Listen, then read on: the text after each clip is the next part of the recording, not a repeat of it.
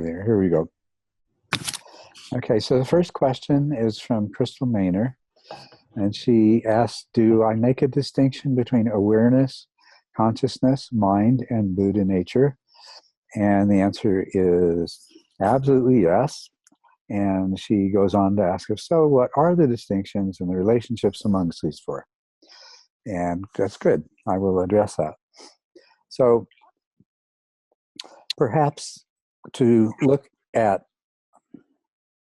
mind first, and I am very much a non-dualist when it comes to the mind-matter dualism that actually pervades people's thinking normally, and that Rene Descartes is very famous for having articulated so clearly.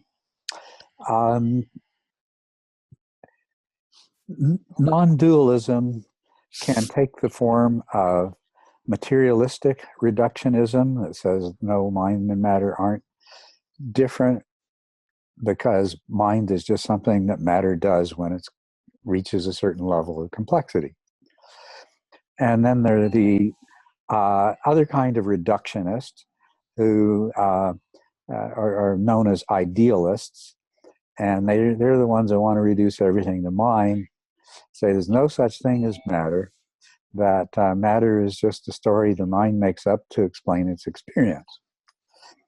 And there is a third kind of non-duality, and this is how I see and experience things, which is that neither mind as such nor matter as such exists. There is something, the call it suchness.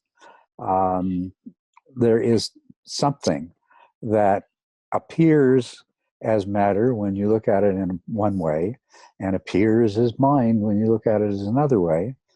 And of course, the only way you can look at mind is when you experience it through consciousness. But mind, obviously, is if mind is merely an aspect of one stuff of which everything consists. When you look at it from the outside, you see matter. When you look at it from the inside, you see mind. So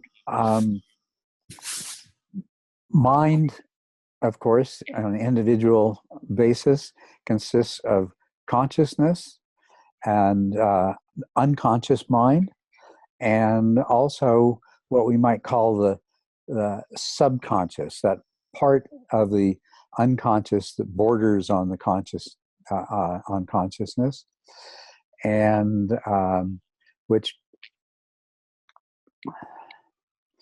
the contents of which can become conscious given the right circumstances or sometimes the right conscious intentions. So that's the place of mind in the bigger picture.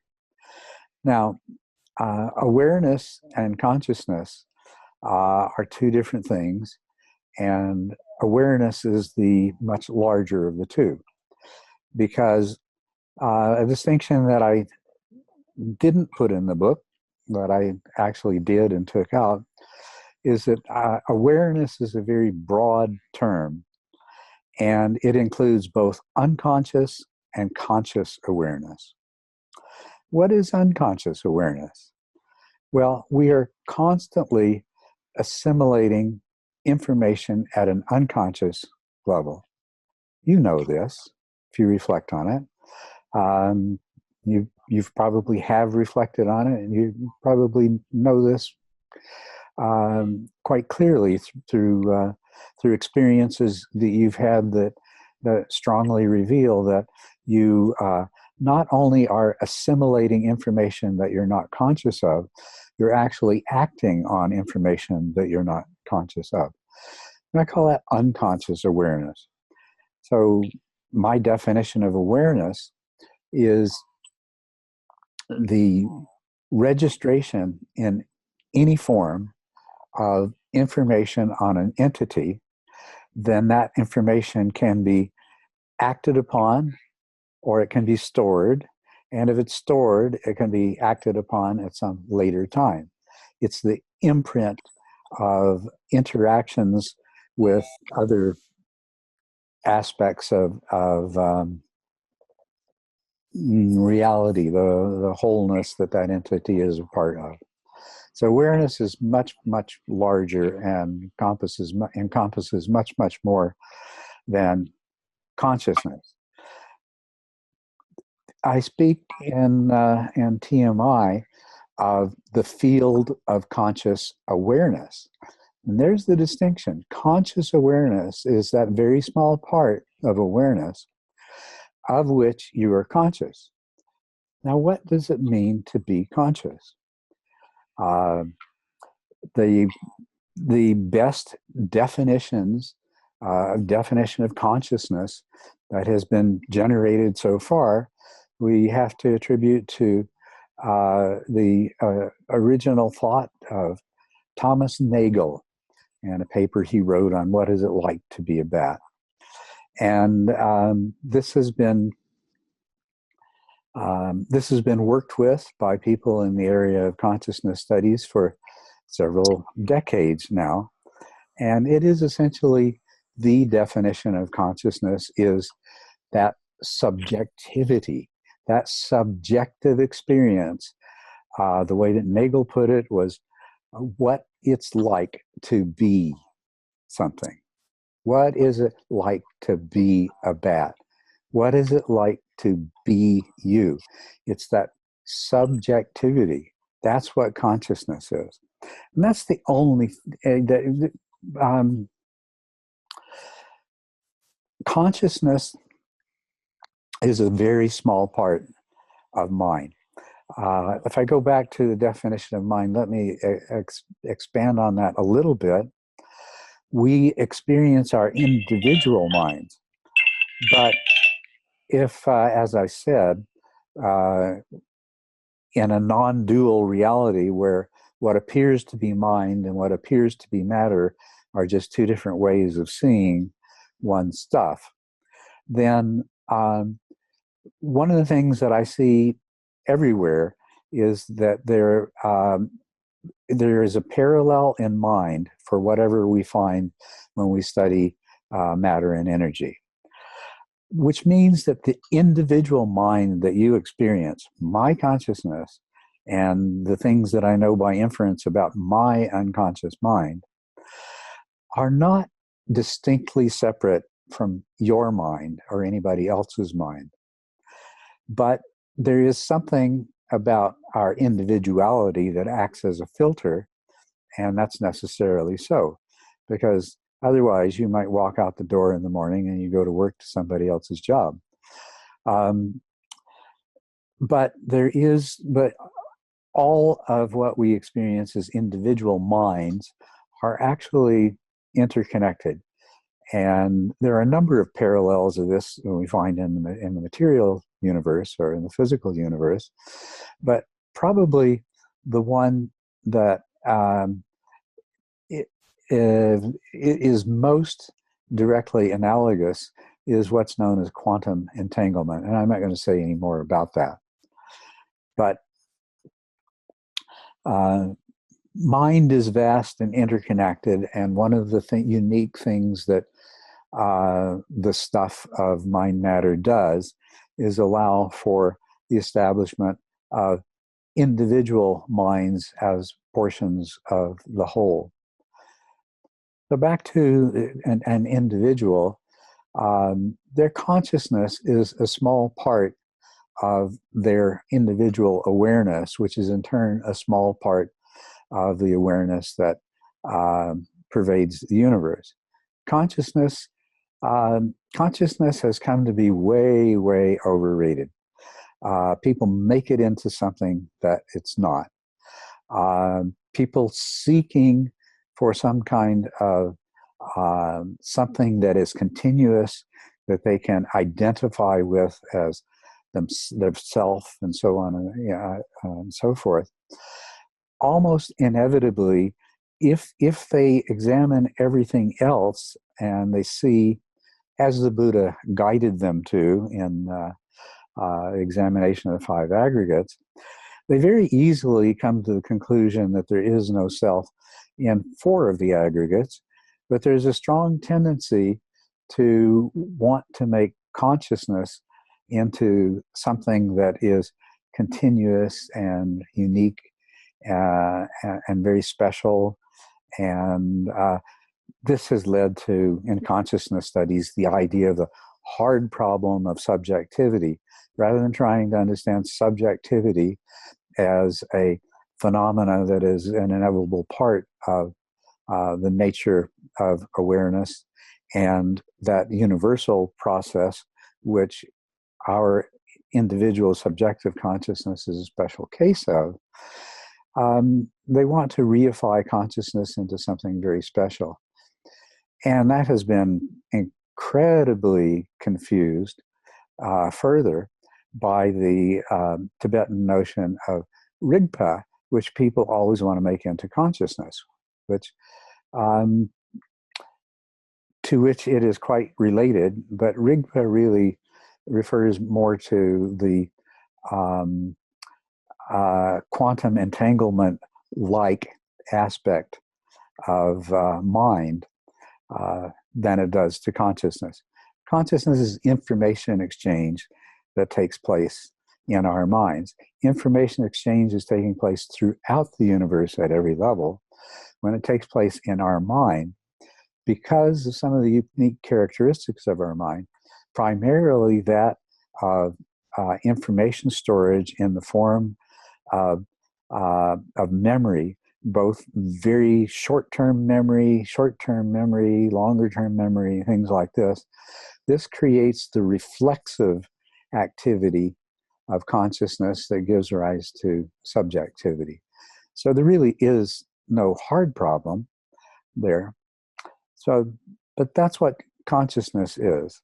And so to go to Buddha nature, what is Buddha nature referring to? The Tathagata Garbha. Garbha is like an embryo or seed. The Buddha nature, I see and experience as something that is closely akin to mind and is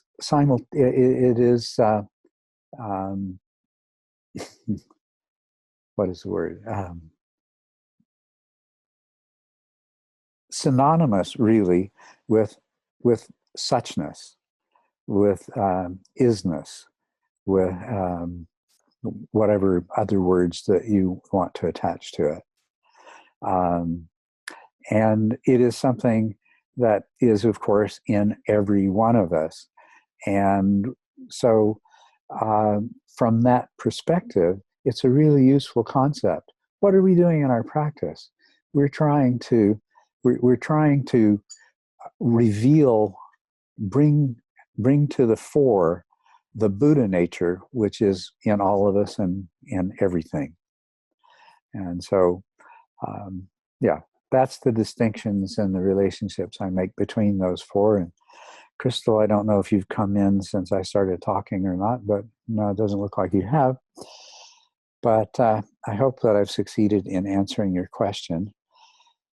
Is there anybody who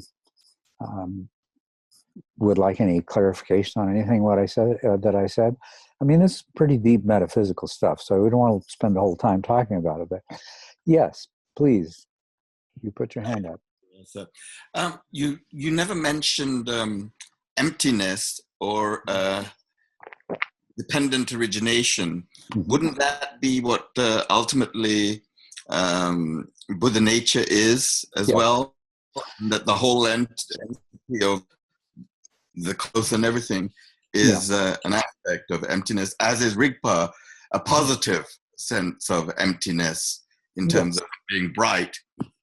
So would you agree with that, or? I would agree with that completely. I intentionally avoided using the word emptiness because it is probably the most misunderstood term within the Buddha Dharma. And I didn't want to get into it, but absolutely. Emptiness, suchness, Buddha nature, these are all terms that are addressing exactly the same thing, and as Rigpa. And yes, I would agree with you that if we wish to categorize them in that sort of way, we'd say, yeah, Rigpa is the positive version of emptiness, which is the negative version.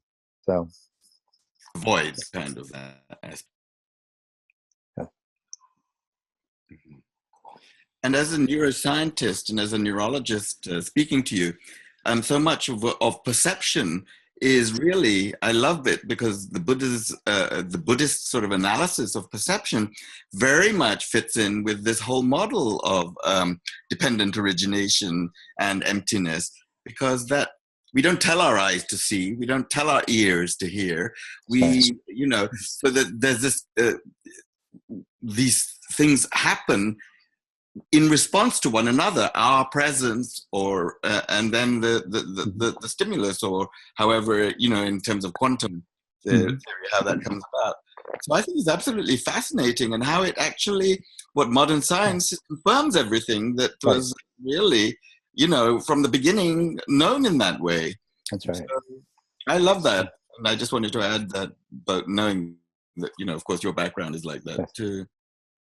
Yes, well, thank you very much for bringing that, and I should say something about dependent origination, and just to clarify, when I say dependent origination right now, I'm not referring to the links of dependent origination, which is an application of the concept of dependent origination to the specific mental processes that take place.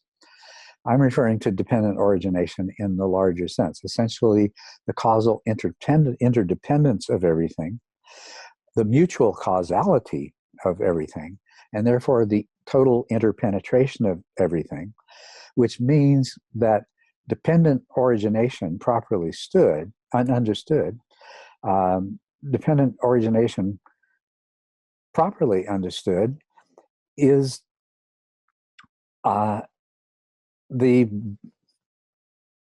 probably the best description of suchness that we have, that there exists nothing outside of this realm of causality, but this is not the kind of linear causality that our puny little human brains like to play with. This is a much deeper and more interpenetrating causality. It is the mutual causality. Wonderful book on general systems theory and mutual causality in Buddhism by Joanna Macy. So, yeah, and what the Buddha had to say to Ananda when Ananda said, dependent origination, what a wonderful teaching, and so clear and so easy to understand. And the Buddha said, don't say that, Ananda. To understand dependent origination is to understand the totality of the Dharma. So, all right, let's move on and look at some of these. Sorry? Do you think that understanding that better, like reading that book, would improve the practice in any way, or is just theoretical? It's no, I first read it many years ago, and it had the effect of clearing away some of the obscurations in the form of misinterpretations of reality that were standing in my way of seeing more clearly what was happening in my practice. So so definitely had a very beneficial effect on my practice, because it wiped out some of the assumptions that I had acquired in my life that are just in total distinction to the facts. And so it can be very eye-opening. So I do recommend it. So Joel Nicholson, thank you for your well wishes, Joel.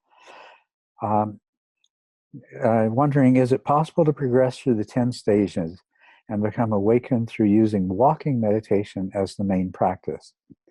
If this is possible, how could this path potentially differ from using a sitting practice. For instance, are people able to experience purifications, jhanas, etc., while walking? Well, this is something I think that could stand a lot more explanation or exploration. I meant to say, not explanation. Some of the medications that I'm on for chemotherapy cause me to start off with the right word but finish with the wrong word. I meant to say exploration. My experience of walking meditation is that you come to a place where your meditation begins to, there no longer is the line between your formal practice and your everyday life. And from the very beginning, walking meditation is bridging that gap. Now, all of the mental skills that we develop in stages 1 to 6 can certainly be developed through walking meditation. I don't know of anybody who's done that. I don't know what unique kinds of problems might arise as a part of that. But from my understanding and from a theoretical perspective, I don't see any of those problems that couldn't be overcome, and somebody could develop the skill base.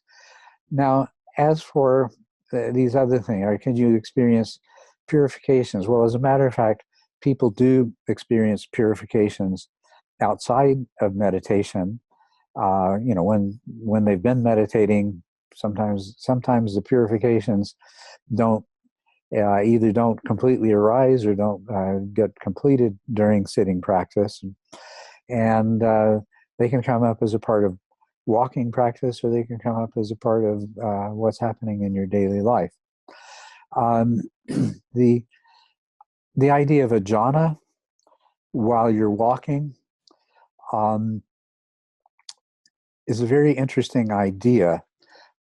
Basically, there is a sensory motor counterpart to jhana, which is that's when you've mastered a motor skill to the degree that your body does it completely automatically and completely perfectly.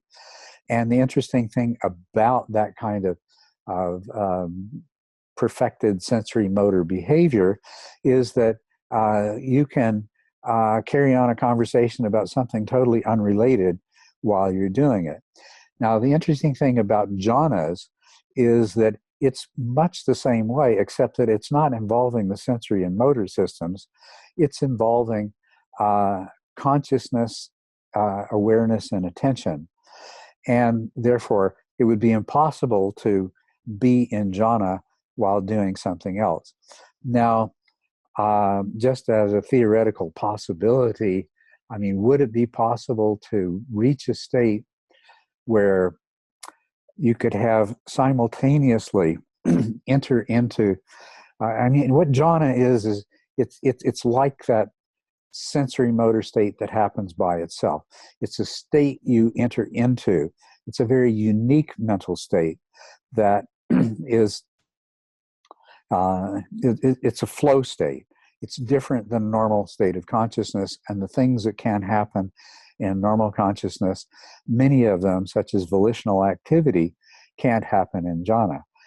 But interesting thing to speculate, could somebody develop the sensory motor skills to walk and do walking meditation while completely separate from that, their conscious mind, their attention, their awareness, and even the important aspects of their unconscious awareness are all locked into that groove of jhana? Interesting thing to speculate on. I don't know the answer. So in terms of the larger question,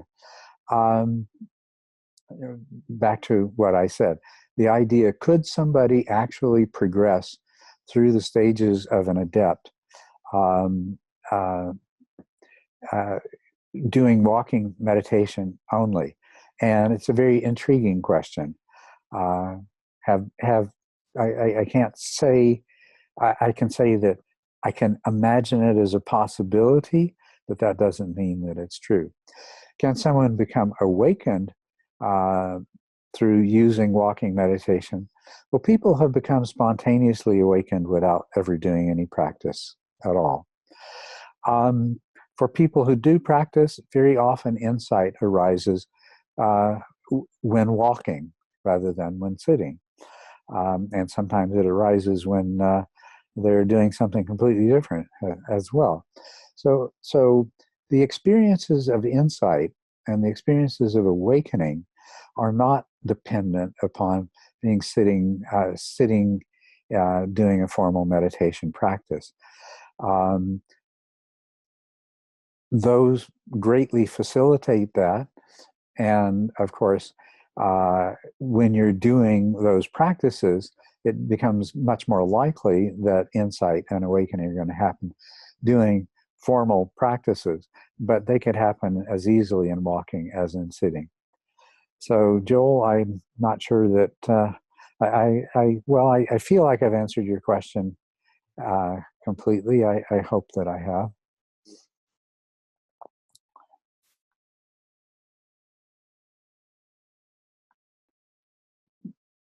And I hope that to the satisfaction of those of you who are listening. David Carpenter, in The Mind Illuminated, in your discussion of the body scan, you discuss the traditional meditation on the elements, in particular the wind element, and say that Tibetans call the breath-related sensations that arise from this practice inner winds.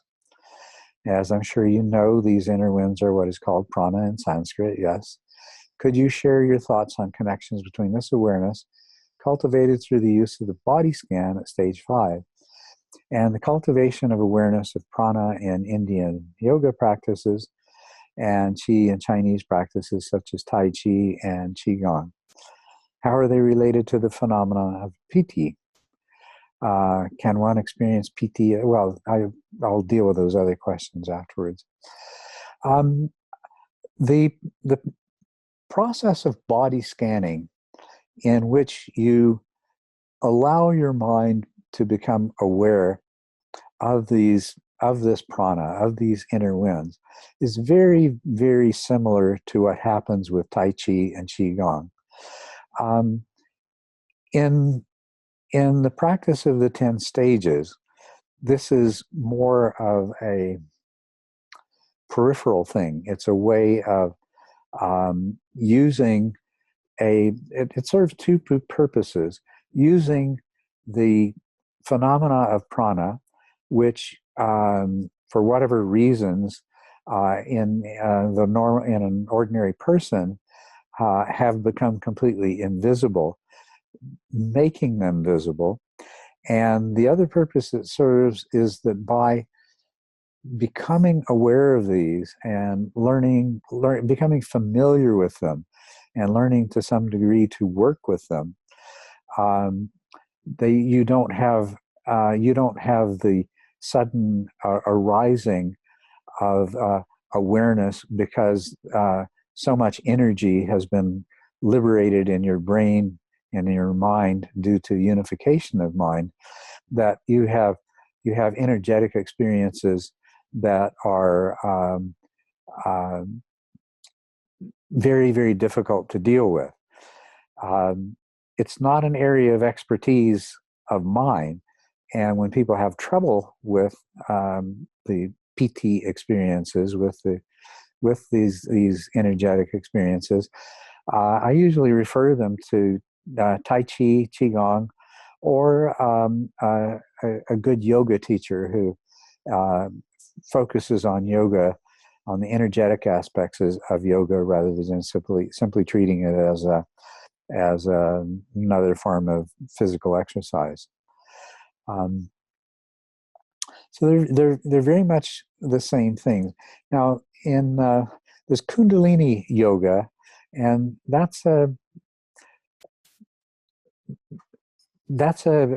different kind of practice altogether, where the focus is entirely on these energies, and on rather than becoming aware of them and learning to work with them and use them, like as you do in Tai Chi and Qigong. Kundalini Yoga carries this to a whole new level. Ordinary Hatha Yoga that properly incorporates the understanding of the energetic component together with the physical doesn't go to that extreme degree. And like I say, the whole subject of these energetics is something that I understand and use within the context of the fact they inevitably arise. They are a part of PT.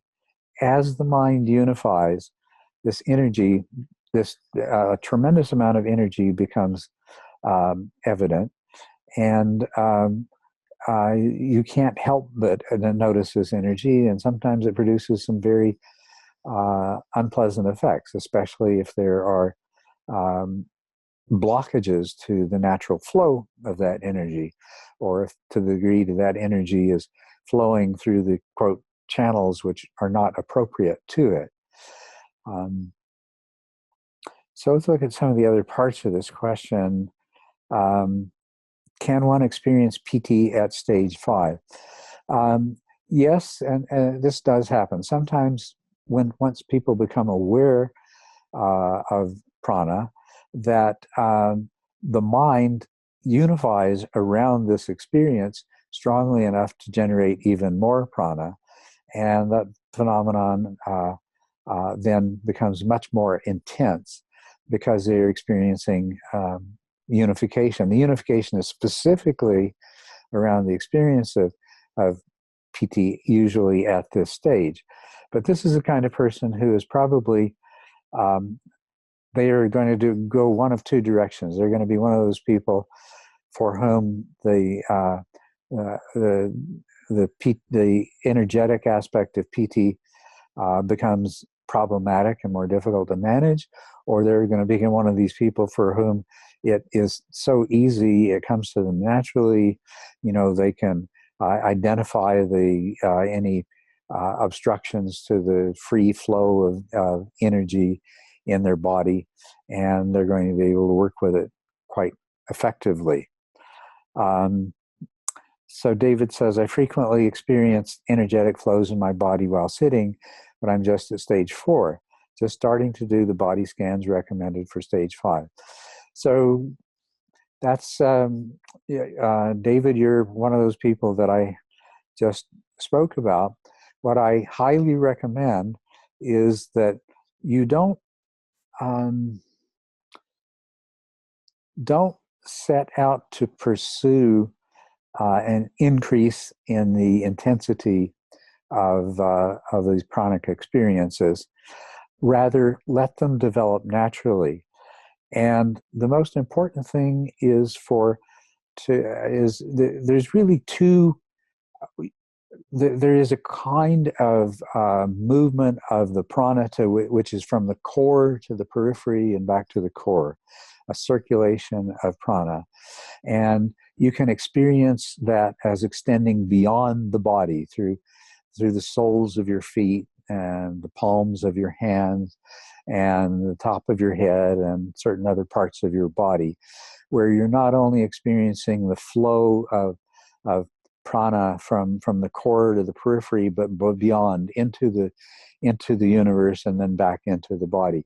Work with those, and then when the time comes that you start experiencing the rising of prana in what's referred to as the rising of Kundalini, it will be a much more pleasant and manageable experience. So that's the best advice that I can give to you, and that's where I see that you are. And Magnus also gives reference to guided meditation on the 4 elements. So, could I just summarize and make sure I'm clear on something? Yes, please. Basically, for stage 5 practice, the main goal there is just making these energy flows visible, just becoming aware of them. Well, and that's, could you repeat about how it fits into this the 10-stage process. Sure. At stage 5, actually, the goal is to make a significant jump in the conscious power that you have, in intensity and the clarity of your attention and your peripheral awareness. That's the end. The most important thing about the body scanning is not the discovery of the energy movements, or of the breath. Here we refer to them simply as breath-related movements, but rather this looking for them, the searching for them, and searching for them, the finding them, and then finding them more and more. These are wonderful and very, in the long run, very beneficial and useful things to happen.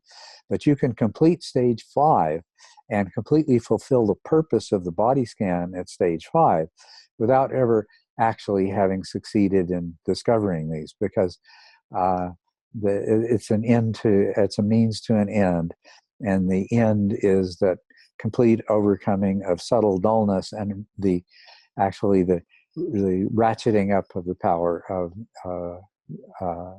of consciousness, both attention and awareness. Thank you. You're most welcome. Yes. Let's see. Adrian, are the degrees of intensity of craving or the hindrances in general? If so, are this degrees related with the amount of conditioning that is beyond their manifestation? Adrian, I would think that this would be something that would be pretty self-evident, unless perhaps you're tending to apply some much more restrictive and narrow definition of craving and the hindrances. I believe we all experience that craving arises in a vast number of degrees, and craving of the extremely intense or mild or anywhere in between. And the same thing with the hindrances in general, doubt, worry and remorse, that they do occur in degrees. And yes, you're absolutely right. Conditioning is one of the factors that has to do with the intensity of craving. Now, there's an interesting thing about craving, that the more you indulge in craving, the stronger craving becomes. But for many things, it's interesting, it reaches a peak and then it falls off. We might compare this to what happens with various forms of addiction. There's all kinds of addictions. And craving will increase the more you indulge in the gratification or satisfaction of a particular craving, the more intense that craving becomes, up to a point. And then you reach a point where the degree of satisfaction that it produces diminishes. And very often, the sort of ordinary experience is that that craving and the indulgence in that craving will tend to pass away, but the craving in its native form remains strong. So what you do is you look for a different object of craving. Now, addiction is an interesting example. Exactly the same process happens. Whatever it is that produces that addiction, and you can be addicted to all. There's a wonderful book about addiction by Gabor Mate. I believe the name of the book is Hungry Ghosts. Anyway, and he talks about his own addiction to purchasing music CDs. So you can become addicted to all kinds of things. What what is different about addiction from the peaking and the disappearance and then the looking for something else?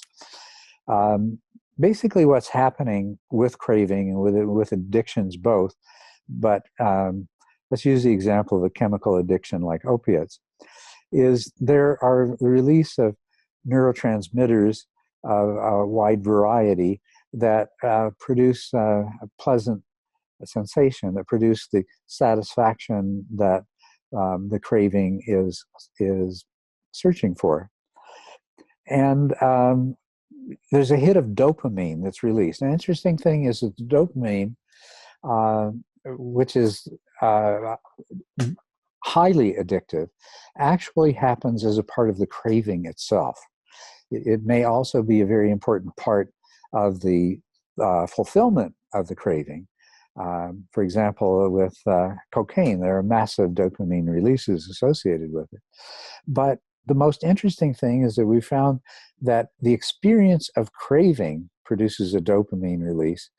And that's why, now this is something that people discover during stream entry, whether they articulate it in these terms or not, but they discover that there is a craving for craving itself.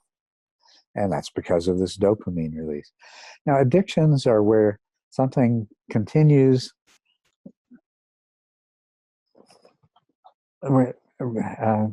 Thank you, Elizabeth, for that message. Addiction produces, as I say, the release of powerful positive neurotransmitters, and dopamine is a principal one of those. But the brain, of course, adapts to that, and as it adapts to that, the whatever it is you're addicted to, you need more and more of it to achieve the same effect. And of course, the difference between that and most of our more mundane objects of craving is that there's a limit to the more that is possible. And that's where you've reached the peak, and now the satisfaction that follows begins to diminish steadily, and that's where craving shifts to something else. But yeah, back to the question, and this is really one of the important aspects of what karma is all about. The more you seek to satisfy your cravings, the stronger your cravings become, and even when a particular craving no longer becomes satisfactory, the craving shifts to something else. And when that becomes non-satisfactory, it shifts to something else. So to indulge in craving is to make craving stronger. Craving arises out of self-attachment. So to indulge in craving is to increase the attachment to self-attachment. And so the Buddha taught he redefined karma, and he taught karma as intention, and to look at your intentions. If your intentions are based in craving, they are unwholesome.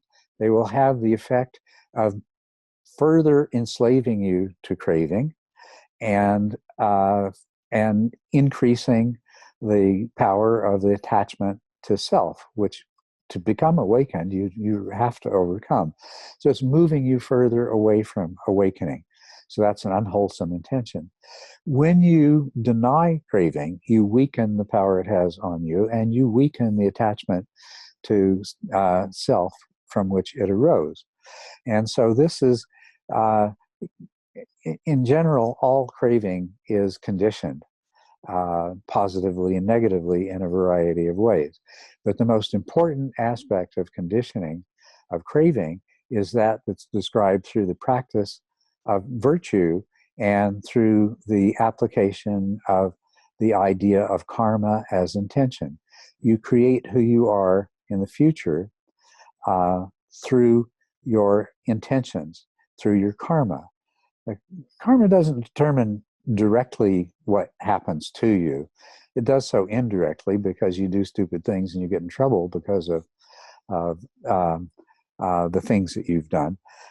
What karma does is determine who things happen to, and how you respond to those things when they happen to you. So that's craving. Now, apparently, I missed a question from Flo, and let me look and just see where. There it is. Okay, yes, Thank I see. you. I'm sorry, Flo. So, was there somebody that was starting to say something before I was about to switch? No. Okay, good, great. All right. So, Flo says there are meditation retreats where, depending on their progress, people may be asked to stay awake for 24 or 48 hours or even longer. What is your opinion on this? What is the purpose? In which situations is it useful? And how can you tell whether or not you're pushing yourself too hard? When is it better to persevere? When is it better to be kind to yourself and rest? Do you have any advice for people who are planning to participate in such a retreat? Well, my beginning experience with Buddhist meditation, I had previously done TM and various Advaita practices. But my first experience with Buddhist meditation, our final sit ended with a bell at midnight. Our first sit began with a bell at 4 a.m.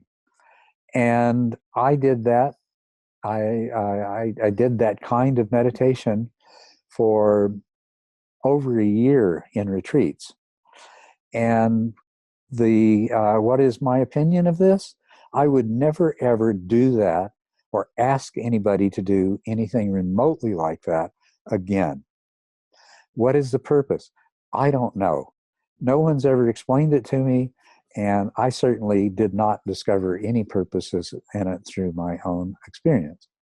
So I have no idea in which situations it is useful.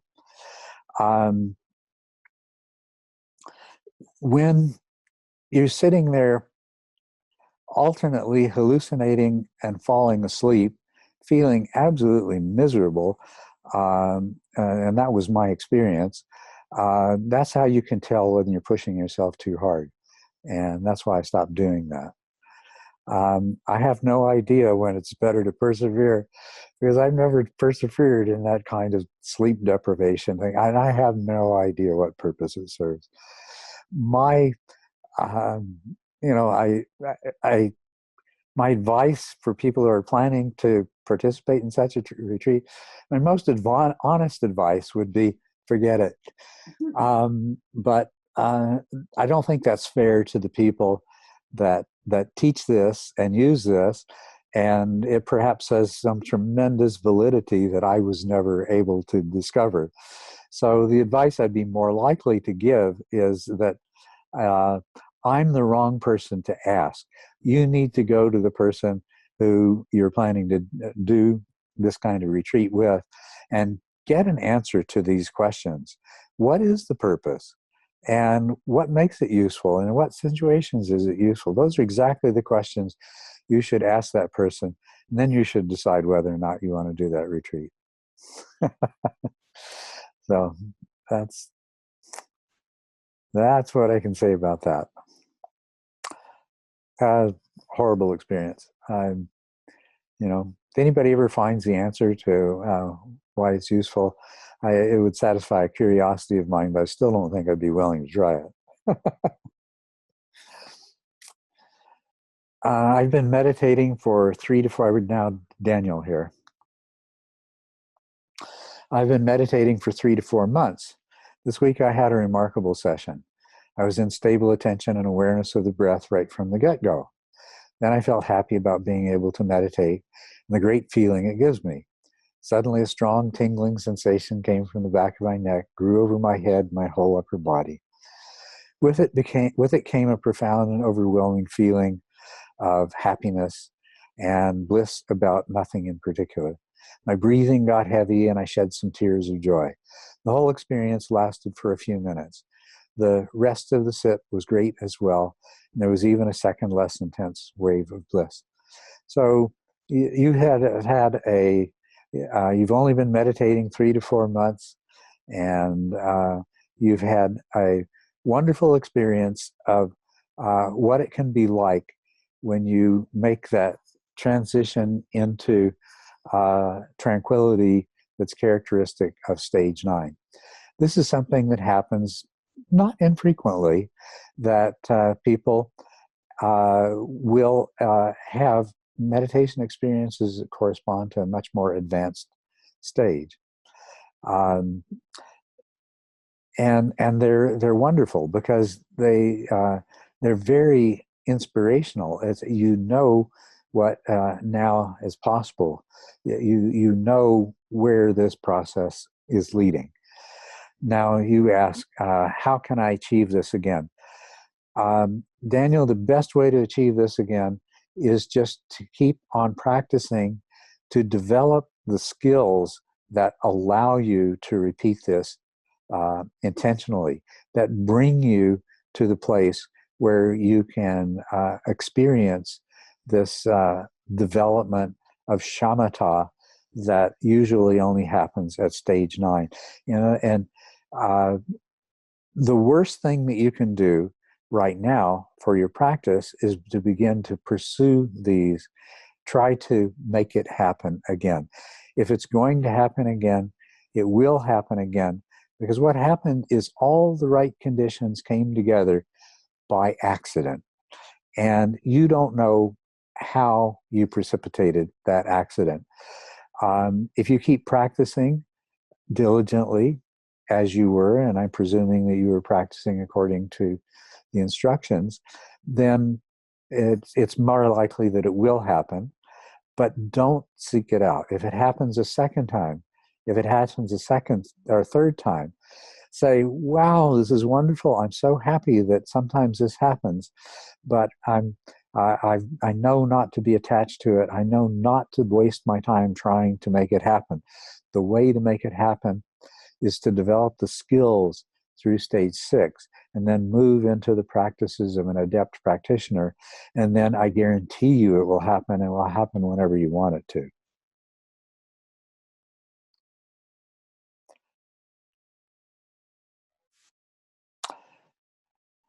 So I'll just have a quick check. Is Daniel here?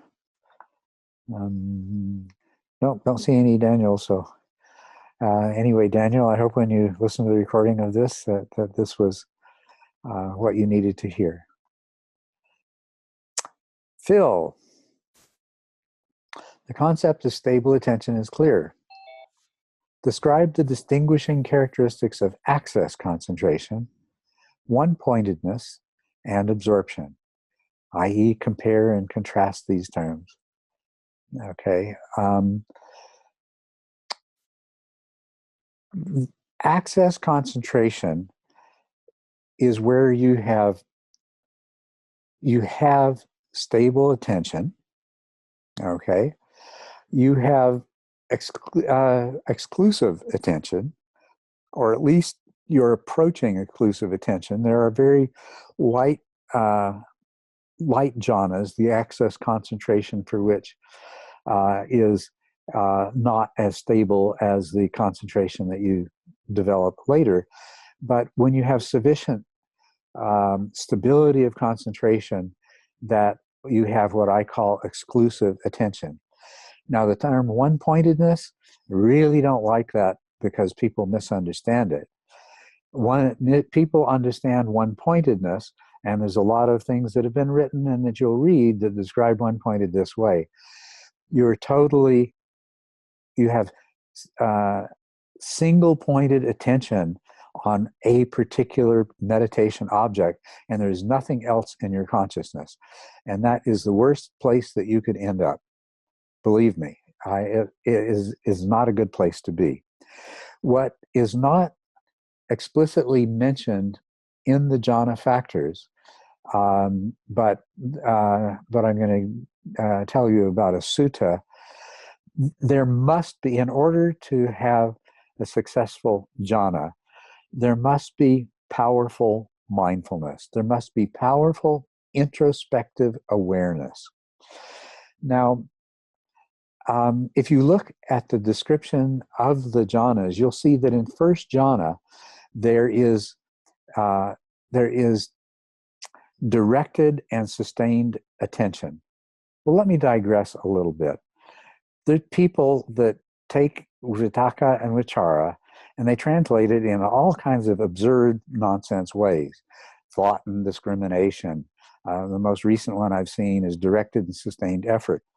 This is nonsense. In terms of consciousness, the only thing you have that you can direct and sustain is attention. There is absolutely no question that Vitakka and Vichara refer to directed and sustained attention. So you have stable attention. You have directed and sustained attention. You can call it one-pointedness, but only if you think of it in terms of exclusive attention coupled with powerful introspective awareness, meaning that you're in a state of mindfulness. Now, the sutta I'm referring to is one where the Buddha is having a conversation with a Brahmin. Now, the practice of the jhanas is something that predates the Buddha. You'll remember his very first teachers taught him the advanced jhanas, and he rejected them as a path to enlightenment. So he was speaking with a Brahmin who was familiar with jhana practice.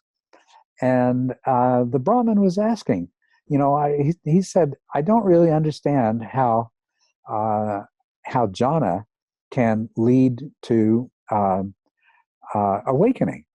And, so Venerable Sir, can you please explain to me how jhana can lead to, how absorption of jhana can lead to awakening? And the Buddha's reply is, when jhana is practiced with mindfulness, it leads to awakening. So here is where he points to it directly. The classic formulation of directed and sustained attention, joy, and happiness as the jhana factors doesn't include that, but it's implicit in it. So that's the distinguishing characteristic of access concentration, is sufficiently stable attention and sustained, powerful introspective awareness. And that involves a sufficient degree of unification of your mind that you will experience some joy and sukha that's associated with the joy, that arises out of the joy. And when you experience that, you know that you're in access concentration. And now, now you can slip into that groove that I talked about earlier. You can slip into the groove of jhana. Now, when you look at the four jhanas, I started to say this earlier, you see that before my digression, you see that directed and sustained attention is only present in the first jhana. So, what form does consciousness take then in the second, third, fourth jhanas? What form does consciousness take in the formless jhanas? Because attention is gone. How? Well, the answer, I think, should be self-evident. The form that it takes is this powerful awareness. And because, depending on the depth of the jhana that you're in, there will be what's described as a withdrawal of the mind from the senses. So in the deeper jhanas, your mind is quite withdrawn from the senses. And so therefore the mindfulness that you experience and the consciousness that you experience in jhanas 2 and further is that of of metacognitive, introspective awareness.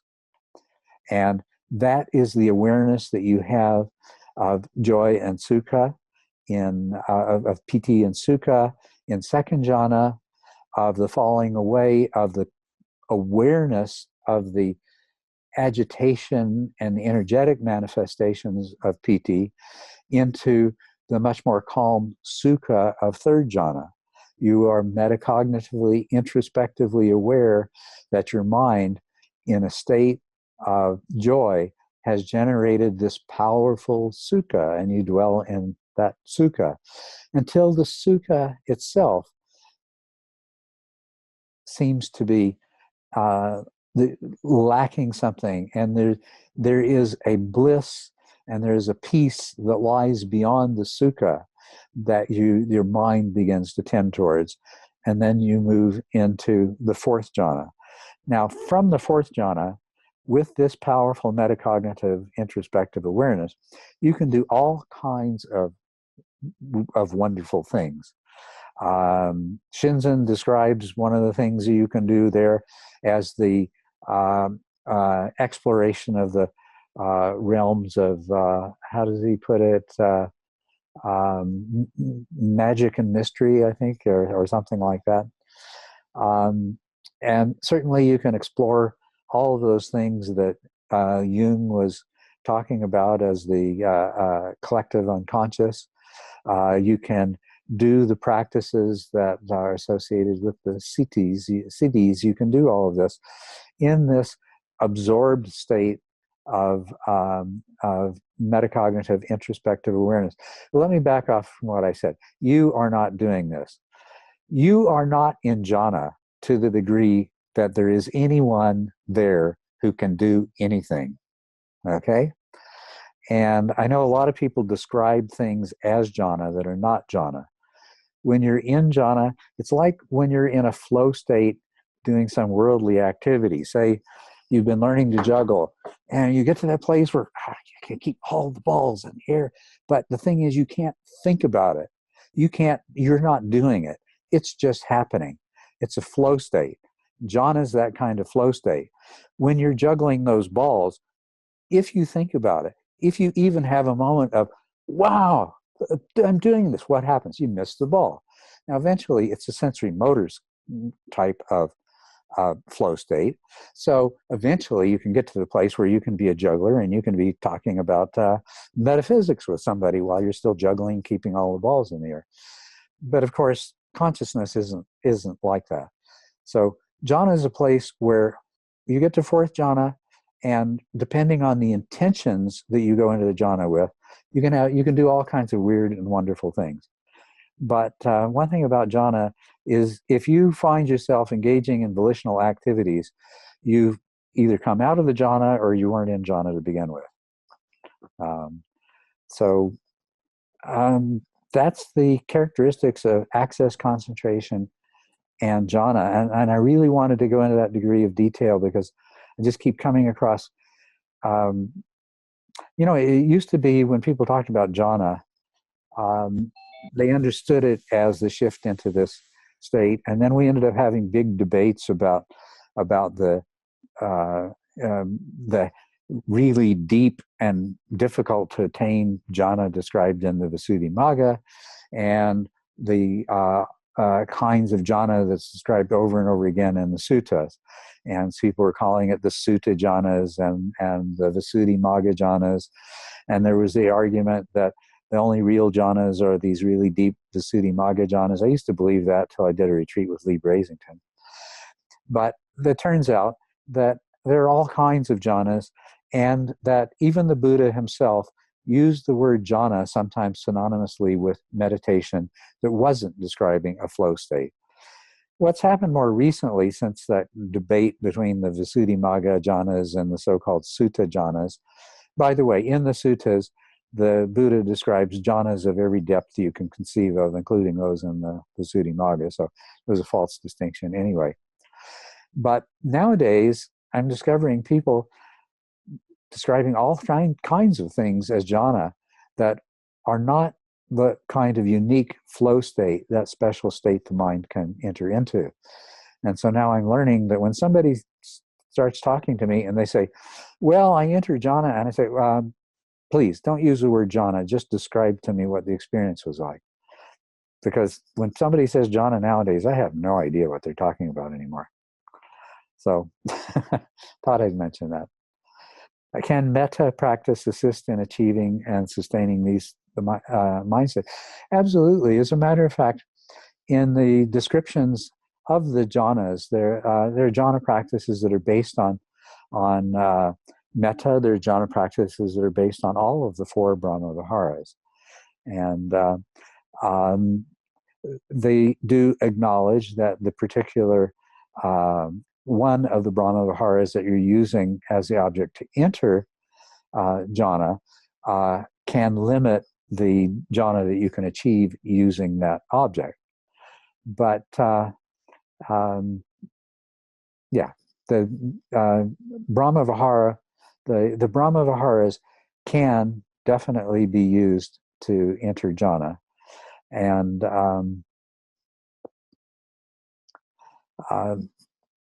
how should it be? You basically follow the same formula, no matter whether you're using no matter what you're using for a jhana. The formula you're following is you're using that object until you reach the degree of exclusive, stable attention, stable exclusive attention, introspective, powerful introspective awareness, and accompanied by a degree of joy and pleasure, and then you move those into a flow state. So if you were to take loving kindness as an object, you would develop it in that same way. So in the case of loving kindness, what's going to happen is you're going to be experiencing the loving kindness as an object of attention, but at the same time, it's flooding your awareness. And so, yes, and if you're going to get into jhana practice, then by all means, experiment with Brahma Viharas. I would say practice a lot of the Brahma Viharas until you're really good at generating the mental states corresponding to the Brahma Viharas. When you're very good at generating that, then use it as an object to create access and to move into the jhana itself. Hope that helps, Phil. I see that you're here.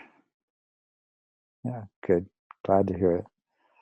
I'm probably going to have to pick up the pace here. I don't know if I know how to do that, but I'll try. What role do perceptual and sensory changes play in the path?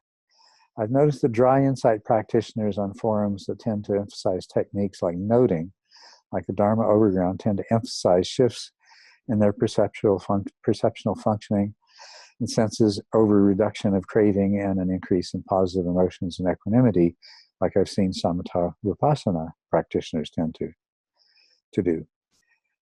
These shifts tend to emphasize centerlessness and opening up of the visual field and luminosity, amongst other things. Yes, the way these things tend to be phrased seem confusing and unappealing to me.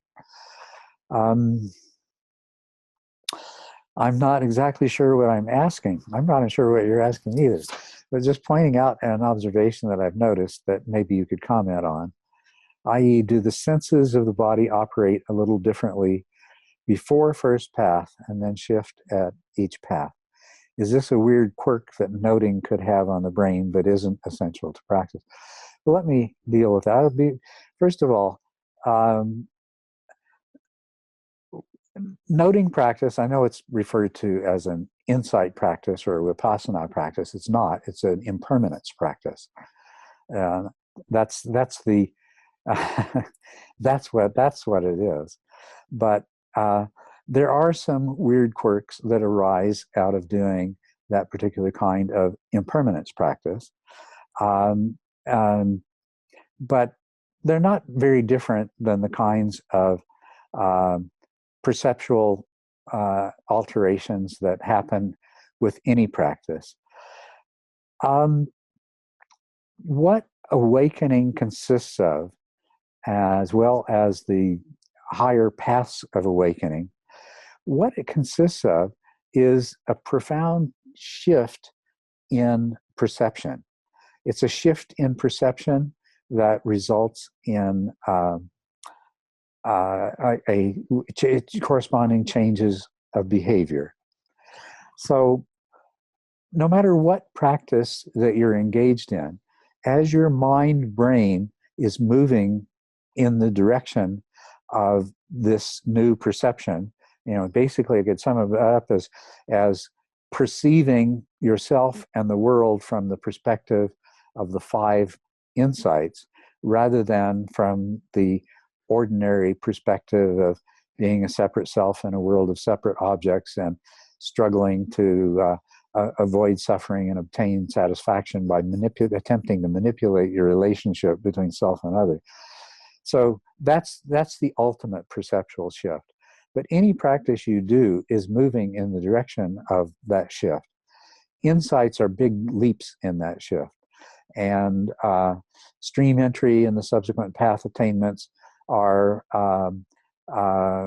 order of magnitude shifts, perceptual shifts. But these perceptual shifts are something that's happening in the background as a part of the practice, as a result of the practices that you're doing, and as a part of the process that's leading you to these larger shifts in the form of insight and awakening. I find that to dwell on these to any degrees is to be sidetracked and misled.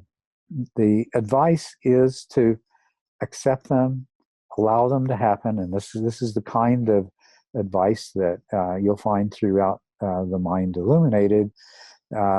Whatever comes up, no matter how weird and wonderful it is, and yes, I know you can't ignore it at first, and you're going to give it some attention, but as soon as you're capable of, you want it to just let it be there. Let it come. Let it be there as long as it wants or needs to be there, and let it go when it goes, and don't chase after it. And I feel like I just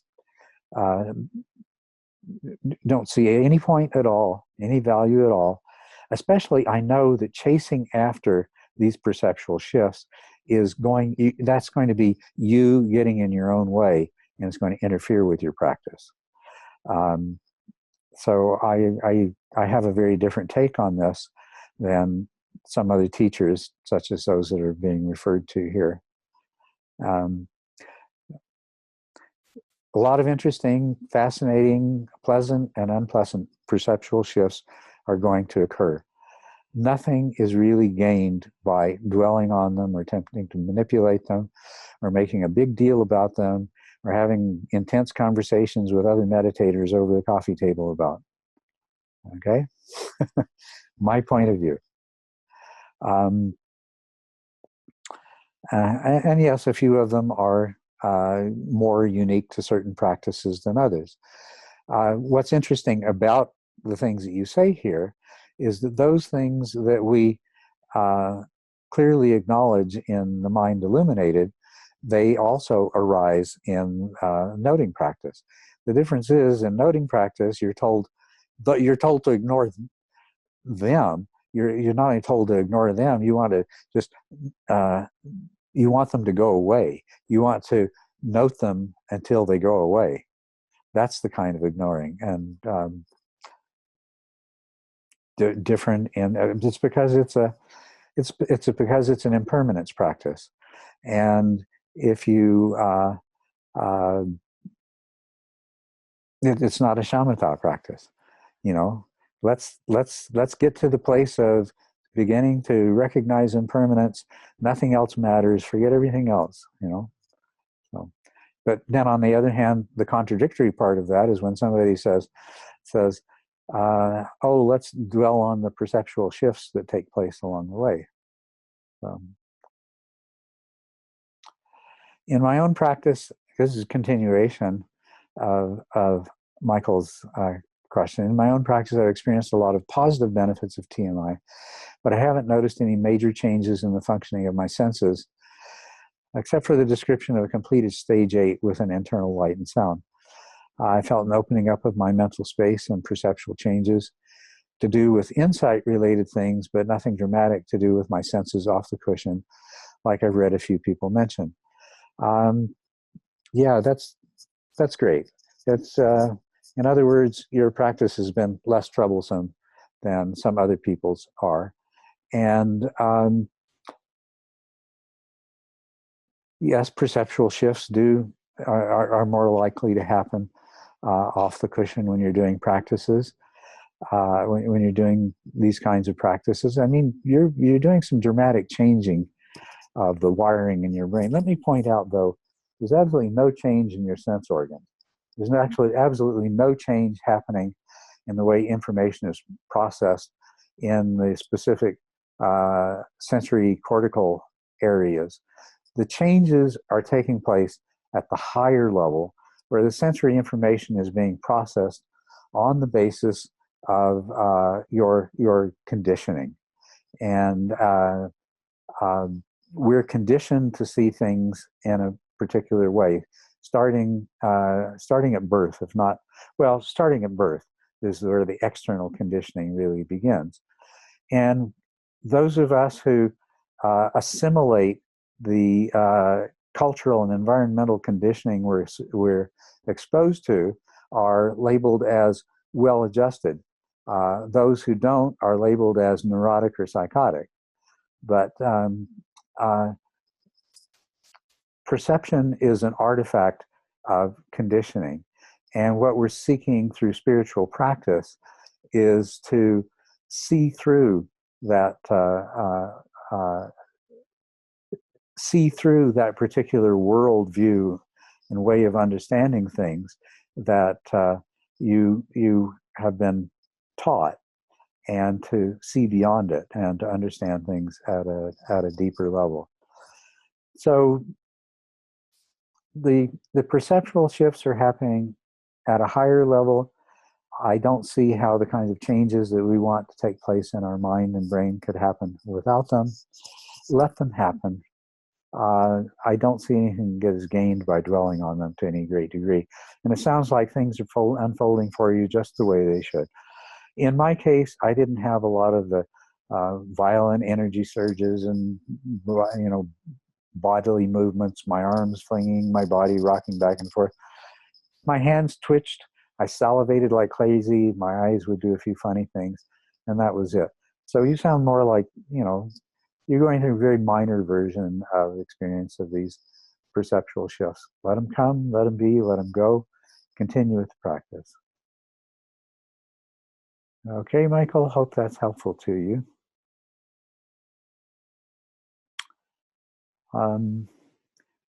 Kevin, can you speak about your experience of going through the awakening process as a layperson in a committed relationship? And if possible, and if not too personal, what it was like for your partner to be with someone going through awakening? Very, very confusing, very frustrating, can be the cause of some deep concern and worry. Yeah, it's. But the thing is that my partner was engaged in the same process with the same goal. So I think that made it a lot easier for it would be for somebody else. Here we go. You see the partner in question, right?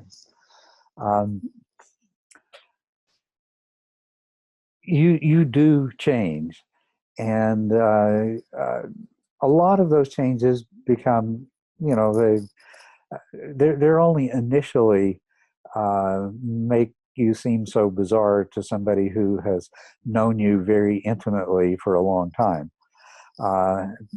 Eventually, there's a combination of them becoming the new norm and them not being as exaggerated as they were before, as they were early on, after a path attainment event has occurred.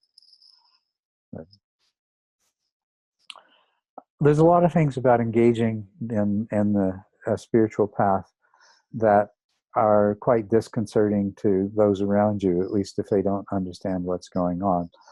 One of the things that people find fairly early on is they're no longer interested in the same thing. They don't have the same things in common with their friends as they used to.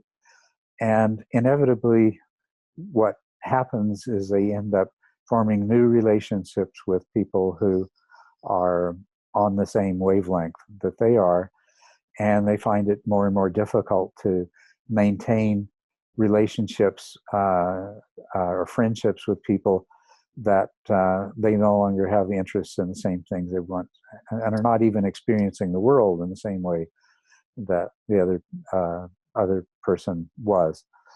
In terms of your family and people that you really love, this falling away doesn't happen, but there is definitely a change in the kind of relationship that happens. So this isn't something that happens when there's awakening. This is something that you're going to, if you haven't already experienced it, gone through this, you're going to experience it earlier on in a spiritual path. As your values shift, as your life becomes more an expression of the Dharma, your relationship with other people are going to change.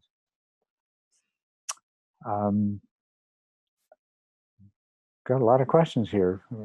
I can't afford to be here all day, but I think because we had to postpone the first Patreon because of my surgery, or the earlier Patreon because of my surgery, we have more questions. They're all wonderful questions, but I'm going to go for a bit more here. Taylor asks, what advice would you give someone who is suffering from complacency due to recent stream entry?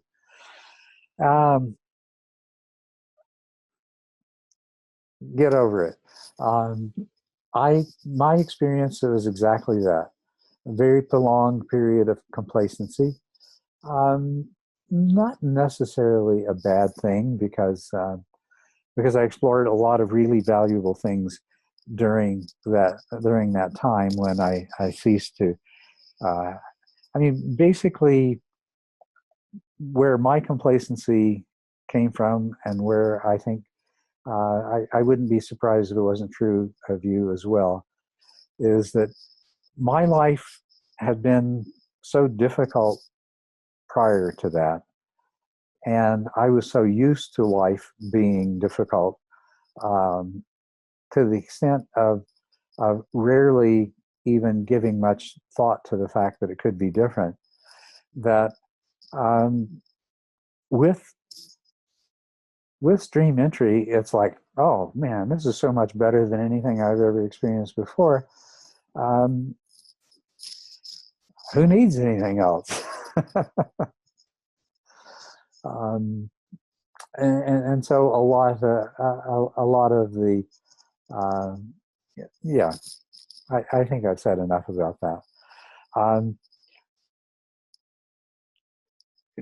Try to, the best advice I can give you is get over it. And I don't have time to go into ways that you could go about getting over it, but except for one, which is observe your complacency with as much mindfulness and clarity as you can.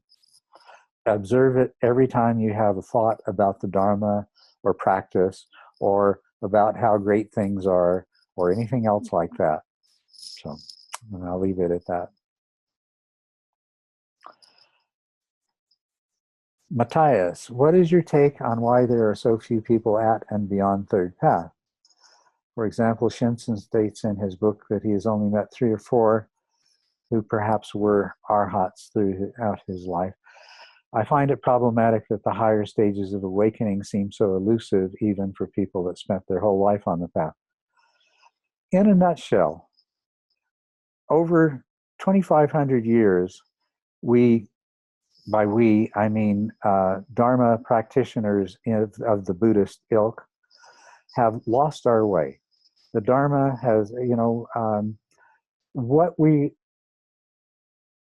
things came to the point where the common belief in Southeast Asia was that there weren't any arhats in the world anymore, and the stream entrants were extremely rare.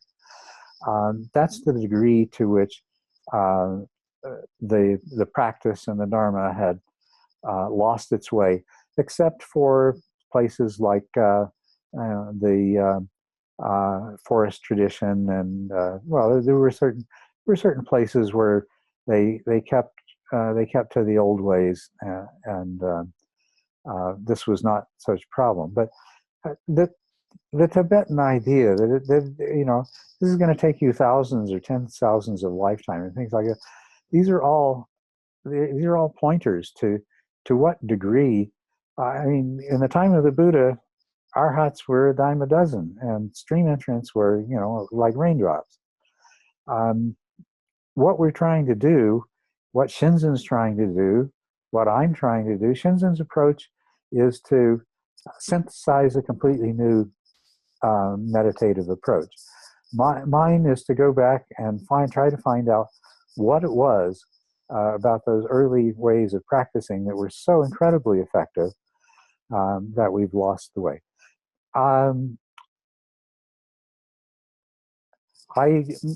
My experience is that there's a whole lot more people today on third path and as arhats than there were 10 years ago or even 5 years ago.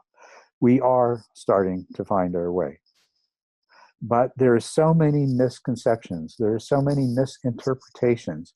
There's so much misunderstanding in the Dharma that, you know what? One of the biggest obstacles of all is, how can a person who has grown up from the time they were born with the idea that they are reincarnated, that their self is such a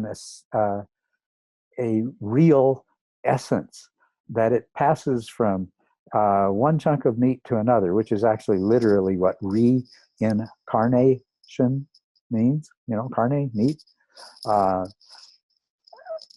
How can somebody that's grown up with that experience a breakthrough into no self? Well, they can, but man, is it ever going to be hard. And if they do experience a breakthrough into no self, they still, even though they've had a profound realization that they're not a separate self, they still feel like a separate self. So what do? They go to work trying to find some way to account for this feeling. And this brings them back to generating a new kind of self. And where do they usually go? Most commonly, they go to consciousness. I am my consciousness. Well, if they happen to study the Dharma enough and see what the Buddha had to say about that, he tore Sati the fisherman's son to shreds for teaching people that what was born again was consciousness. In his teachings on the five aggregates, and anytime anybody brought up consciousness, he pointed out that consciousness isn't that persistent, consistent thing that you're looking for that you can put the label of self onto. Consciousness is something that rises and passes away with its object.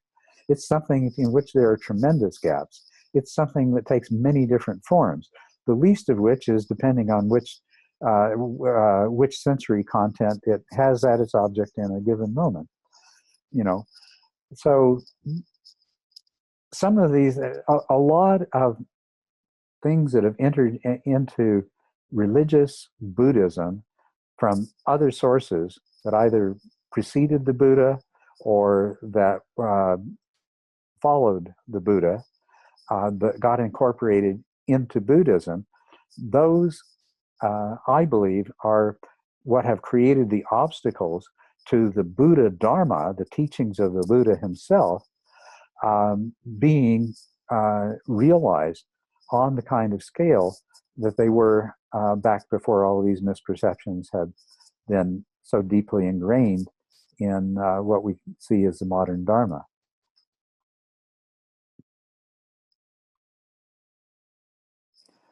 So that's why I think they have been elusive. And I believe that that's changing.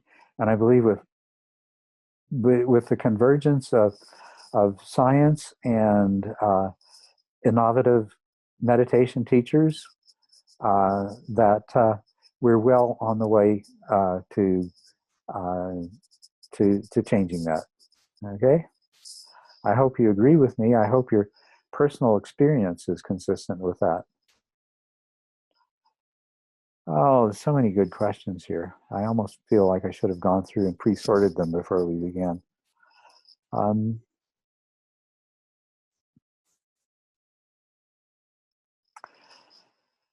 There's a question by Kevin Hing, I think, that I addressed fairly quickly. I'm not going to read the whole question, but it has to do with tinnitus. And, tinnitus is something, I have tinnitus. I have tinnitus that's a result of a partial nerve deafness because of working next to a noisy recording instrument in the laboratory when I was doing lab research. Tinnitus is something like, pain in somebody who has a chronic pain syndrome, for example. It's one of those things that is there. You have to accept it. You have to learn to allow it to be there, be in awareness. You're not going to gain anything by focusing your attention on it. Focusing your attention on it isn't going to make it go away. The experience you will have is that, I've heard that the human brain learns to tune out the ringing of tinnitus. Yes, you will have that experience in your daily life and in your meditation. But practice accepting it. The problem with tinnitus is not the tinnitus itself, any more than the problem of a physical pain is in the unpleasant sensation itself. It's in the mind's reaction to it. Having something that the mind reacts strongly to is a wonderful opportunity. You get to work directly with the tendency of the mind to have this kind of reactivity. And once you overcome that, when you come to the place where the tinnitus is just the tinnitus, and your mind no longer has to react to it, it just lets the tinnitus be, you will have discovered at a very profound level something that is immeasurable in its value. It's directly comparable to the discovery of the distinction between an unpleasant sensation arising from pain receptors in your body and the mind's reaction to it, which generates the suffering, the whole two arrows thing that the Buddha talked about. In other words, you've discovered the first and second noble truths in a very profound way. Dealing with tinnitus, dealing with pain, these can all be aids to this very profound understanding of the truth of suffering and the truth of the cause of suffering, and also the truth of the overcoming of suffering too. So,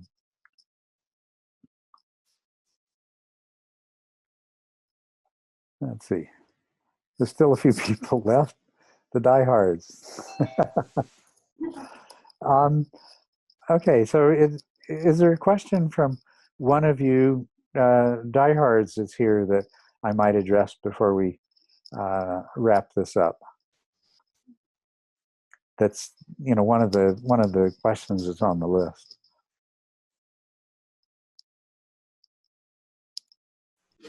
Did you get hello, Gillette. Okay. Yes, CR Scott. Yeah, I was just going to ask, how are you doing? How's your health? How are your projects? What can we do to help you? Okay, well, okay, how am I doing? I seem to be recovering reasonably well from surgery that I had. It'll be 3 weeks ago yesterday, except I woke up to discover that there was an abscess developing in one part of the incision, the rest of which is healing up quite nicely. On the whole, I'm doing well. I'm responding very well to the cancer medications. There's a lot of work, part of your question was how my work on the book was doing. It continues of necessity to be in a gestational stage longer than I expected it to be. I am reading and thinking about it, and finding and not really finding much time to actually sit down and put these thoughts down on paper. But actually, I see that as a good thing. The reason for that is something that is really quite good news, and that is that Dharma Treasure is taking over Kochi Stronghold Retreat. That's in the long run, that is something that's really wonderful. It's a wonderful thing for Dharma Treasure. It's a wonderful thing for all the Dharma Treasure teachers. It's a wonderful thing for all of the practitioners of TMI who will have a place that they can do solo retreats. We're going to include a program, and we've already started in January, of having resident teachers on site, in addition to my presence, which will be there will be somewhat less of, so that I can focus on the book. But as I say, not only do health issues tend to get in the way, this wonderful thing that has happened has necessitated me as sort of the key person of Dharma Treasure, and also one of the key people of Kochi Stronghold Retreat, to all of a sudden have a whole lot more work to take care of, because I've got to, we've got to put all the pieces together so that this transition goes as smoothly and the result turns out as wonderfully as we envision it taking place. What is there that you can do? Well, we need some help with this, and we're going to need in an ongoing way. One of the things that we really need is with this kind of expansion. I mean, the way I talk about it is Dharma Treasure is now moving out of diapers or short pants. Dharma Treasure is growing up. Dharma Treasure needs an executive director. Really needs somebody who's capable, enthusiastic, totally into meditation and Dharma, who has the skills and abilities to serve as an executive director for Dharma Treasure. And we see that as probably being more of a part-time thing, at least in the beginning. But I can't say that if there was somebody that could only do it full-time, then we might roll into that some of the other assistance we need. We need various kinds of on-site management, which is a different kind of skill set, because now this is management of a facility, a lot of buildings that need to be taken care of, management of a flow of people that are coming and going, management of a situation in which there are people in retreats of a month, 2 months, 6 months, intermingled with people who are coming from shorter retreats. The management of the flow of resident teachers, meeting the needs of all these people while they're on site, things like that. So if there is a need that we have, it's to get some really keen and capable people on board to begin filling some of these roles. And so if you are, or if you know of, or if you meet up with somebody that you think might be someone who could help us in this, then please put them in touch with us. And of course, I wouldn't expect somebody to say, oh yeah, sure, I'll be happy to come and become the executive director of Dharma Treasure. I mean, it would be a kind of thing where I do expect that person, they'd want to find out, well, what does this entail anyway? And maybe grow into it. I'd love to have that person show up tomorrow so that as we make this transition, they're a part of it, and then they can figure out how they would fit into the transition in the long term. Once the transition is complete, what role they might play in the long term. So if you are, or if you know of anybody that fits that description, That's what we're putting out to the universe. Hey, universe! I know you've got these people out there, and this would be a wonderful thing for them and really make them happy. So, bring us together, please.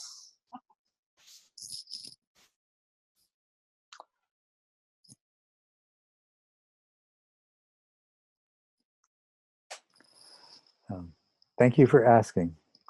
But yeah, this is a wonderful new development, and we're very excited about it. And the sooner we get some more people on board to help, then the sooner I can get back to just working on writing a book and not worrying about anything else. Well, thank you very much for asking that. So I think this is probably a good point to wrap this up. I'm not sure exactly what to do with the remainder of these questions, and maybe Ted and I will talk about this some point in the near future, because I don't feel happy with leaving all these wonderful questions undealt with. So we'll see if we can find a solution to that. Okay. In the meantime, thank you very, very much for joining me today. I hope that you've enjoyed it and found it useful. I was a little bit more bare knuckles than I usually am, and I certainly hope that you can take anything and everything I said in the spirit that it was intended, and not be offended by it or anything. So I think that's one of the privileges that comes with getting older and approaching the end of your life, is you have the right to be blunt and say the things that you think and feel. So anyway, thank you once again. I thoroughly enjoyed it. I hope you got value out of it, and I look forward to next time. Okay? Thank you. Thank you.